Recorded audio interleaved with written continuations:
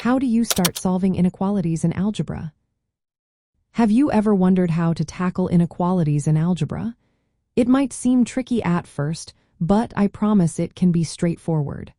Let's break it down step by step to make it clear and easy to follow. First, you need to identify the inequality and the variable you want to solve for. Look for symbols like greater than, less than, greater than or equal to, or less than or equal to. These symbols tell you how the values relate to each other. Next, just like with equations, your goal is to isolate the variable. You will use inverse operations to do this. If you see numbers added or subtracted to the variable, you will want to add or subtract the same number from both sides.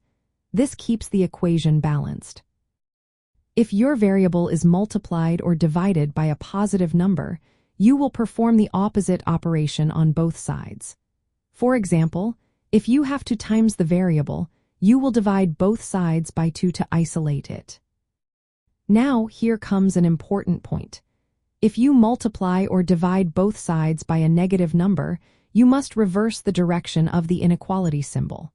For instance, if you divide both sides by -2, a greater than symbol becomes a less than symbol.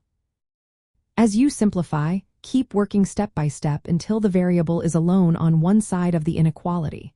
Once you have isolated the variable, express the solution by writing the inequality with the variable by itself. You can also graph it on a number line or write it in interval notation if needed. Let's look at a specific example. Suppose you want to solve the inequality 3 times the variable plus 8 is less than 26. Start by subtracting 8 from both sides.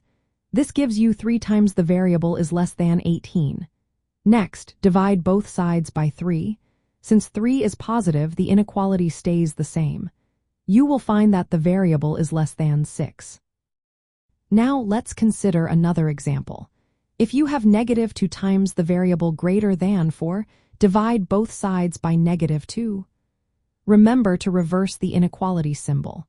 This means the variable is less than -2. This methodical approach shows that solving inequalities is quite similar to solving equations. The key difference is paying attention to the direction of the inequality when you multiply or divide by negative numbers. Starting with simple examples and gradually moving to more complex ones makes this topic easier to grasp. Understanding how to start solving inequalities will help you tackle real-world problems, like budgeting or measuring tolerances in various fields.